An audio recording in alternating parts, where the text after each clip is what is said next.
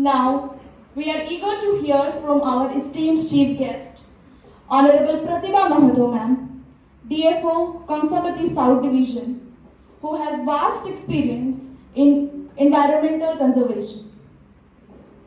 Ma'am, the stage is yours, ma'am.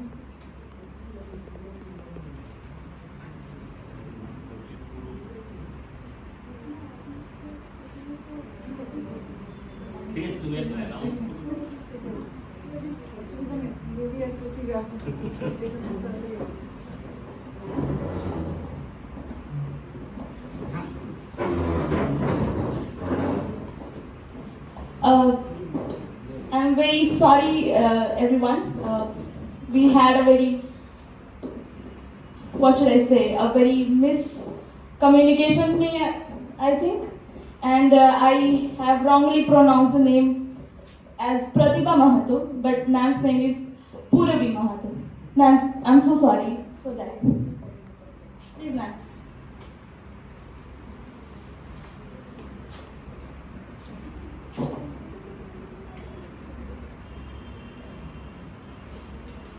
সবুজ বাঁচাও, সবুজ দেখাও, সবুজের মাঝে বিবেক জাগাও। স্যার, আমরা কিন্তু সবাই সবুজ পড়েছি। পরবর্তী অনুষ্ঠানগুলোতে মানে কয়েক হয়তো শতাব্দী লেগে যেতে পারে, আমরা এই অনুষ্ঠানে আমাদের গা থেকে সবুজের গন্ধ বেরোবে, সবুজের ঘ্রাণ। যেমন সোঁদা মাটির গন্ধ আমরা চিনতে পারি, শুঁকতে পারি, সেরকম আমাদের গা থেকে একদিন সবুজের গন্ধ বেরোবে। এটা আমার অত্যন্ত সৌভাগ্য। আমাকে রাহা স্যার ফোন করেছিলেন যে আপনাকে হয়তো এখানকার একজন ম্যাডাম ফোন করতে পারেন, একটা অনুষ্ঠান হবে। তারপরে শুনলাম আমার সিনিয়র ছিলেন আশিতাব স্যার, উনি অনেকেই পরপর 3 বছর এসেছেন। তো যাই হোক, আমি এই ধারাবাহিকতা বজায় রাখতে পারলাম। আর আমি তো বাই নামে আসিনি, নাম পুরবী হোক, প্রতিভা হোক, আমি এসেছি একজন ফরেস্ট অফিসার হিসাবে। ইট মিনস আমাকে নয়, ফরেস্টকে নিমন্ত্রণ করা হয়েছে। এই education training centre B Ed college, যাদেরকে ট্রেনিং দেওয়া হয়, যাদেরকে শেখানো হয়, তারা কিন্তু বেসিক্যালি মানুষ গড়ার কারিগর। মানুষ কিভাবে গড়তে হবে তাদেরকে সেই ট্রেনিংটা দেওয়া হয়। তাহলে এরকম একটা মঞ্চ পেয়ে আমি অত্যন্ত আপ্লুত, গর্বিত, আপনাদের সকলের কাছে কৃতজ্ঞ। তা আমি একটু যদি আমায় কিভাবে বন ভালো করে বাঁচাতে হবে, আমাদের গা থেকে পরবর্তী প্রজন্মের গা থেকে কি করে সবুজের গন্ধ আসতে পারে, সেইটা যদি আমি আজকে আকাঙ্ক্ষা হয়, আমার প্রার্থনা হয়, তাহলে এই আপনাদের মাঝে সেই একটু জ্ঞান ওখান দিতে হবে।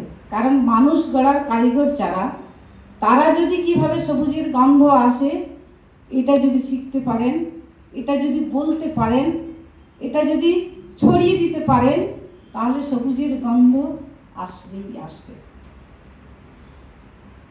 আমাদের ডিস্ট্রিক্টের যেহেতু আমরা আধিকারিক আছি এবং এই মঞ্চটা পেয়েছি, একটু তথ্য শেয়ার করছি। আমরা 4 জন ডিএফও সামলাই জেলাটাকে, আর একজন আছেন ডিভিশনাল ম্যানেজার।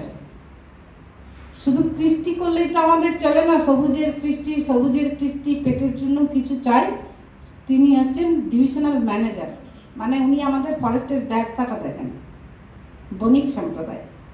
আর বাকি 4 জন আমরা ডিভিশনাল ফরেস্টার অফিসার। 3 জন হচ্ছেন, মানে পুরুলিয়া ডিস্ট্রিক্টটা আমরা মাঝে মাঝে বলি ইন টার্মস অফ ফরেস্ট্রি, এটা যেমন নর্থ বেঙ্গল, সাউথ বেঙ্গল, এরকম দুটো কনসেপ্ট আছে আমাদের ফরেস্টে, north Bengal forest, south Bengal forest. আমরা বলি পুরুলিয়াকে আলাদা জোন করে দেন, north Bengal forest, south Bengal forest, Purulia separate forest. মানে পুরুলিয়ার যে ক্লাইমেটিক কন্ডিশন, পুরুলিয়ার যে ইউনিক ইন নেচার, পুরুলিয়ার যে rich in biodiversity, Purulia is very poor in terms of আমাদের socio-economic development of people and human beings.